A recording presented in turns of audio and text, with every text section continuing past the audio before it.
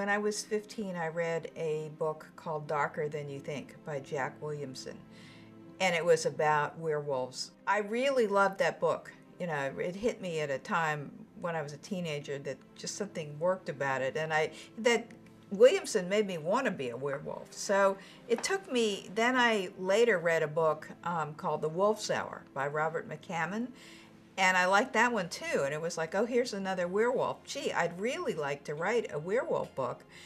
And then I kept thinking, but who would buy that from me? Because at the time, paranormal was not in. And I kept thinking about it and talking to my friends about it. And I thought, well, what can I do that's different? Well, suppose I had a werewolf detective and he used his wolf senses to solve crimes. I had to think about what makes my werewolves different, you know, where did they come from? And I decided that my werewolf had his ancestor had been a druid priest and had asked the gods for special powers. And what he got was this werewolf trait, probably not necessarily what he thought he wanted. And I made it so that the fathers have to stick around because they have to teach the sons this chant and be there with them the first time they change. And I made it, it starts off as not a very happy life because I made it so that the first time they change is at puberty. That's just the males, and half of them die, in this change. It's like a hard thing to do.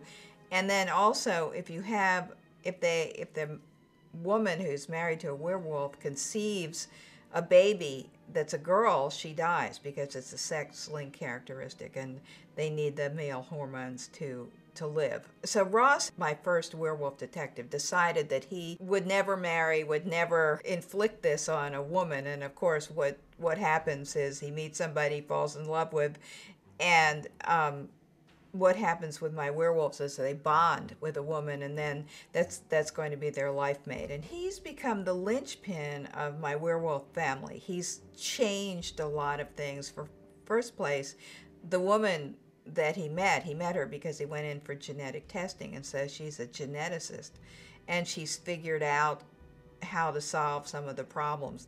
In the book I have coming out in October, it's called Eternal Moon, and it's about a woman who is the reincarnation of a goddess. And she has, over the years, over and over, is killed by a demon. And she keeps meeting her lover over and over the same. They don't know who they are.